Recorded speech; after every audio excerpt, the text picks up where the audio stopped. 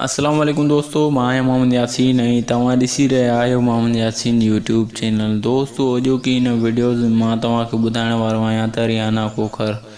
दोस्तों रियाना कोकर आख़िर शोब्स खे छो छॾे वई आहे उहो मां इन वीडियोज़ में तव्हांखे ॿुधाइण वारो आहियां।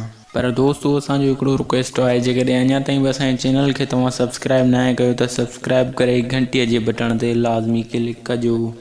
ऐं दोस्तों मां तव्हांखे ॿुधाईंदो थो हलां त आख़िरकार रियाना कोकर शोब्स खे छो छॾे वई आहे। दोस्तों मां तव्हांखे ॿुधाईंदो हलां त रियाना कोकर असुल रोड़ी शहर जी आहे। उन उतां खां ई पंहिंजो कमु स्टार्ट कयो हुयो सिंधी शोब्स में।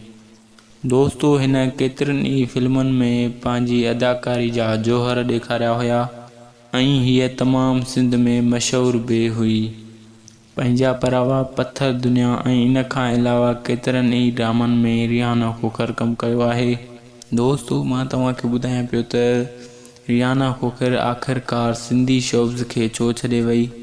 दोस्तों जीअं त रियाना कोकर शादी करे छॾी आहे ऐं उन शादी खां बाद में शोब्स जो कमु छॾे ॾिनो आहे ऐं दोस्तों उहा हाणे कराची शहर में रहंदी आहे। ऐं दोस्तों शोब्स खे छॾणु हिन जी शादी जो कारण हुयो ऐं तव्हांखे त ख़बर आहे हाणे हूअ कंहिं बि ड्रामे में नज़र न पई अचे।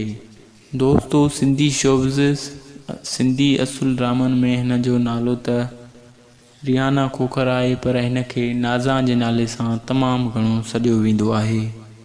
दोस्तों अॼोकी वीडियो तव्हांखे पसंदि अचे त लाइक कंदा, कमेंट्स कंदा ऐं सब्सक्राइब करणु न विसारींदा। सब्सक्राइब करे घंटीअ जे बटण ते लाज़मी क्लिक कंदा।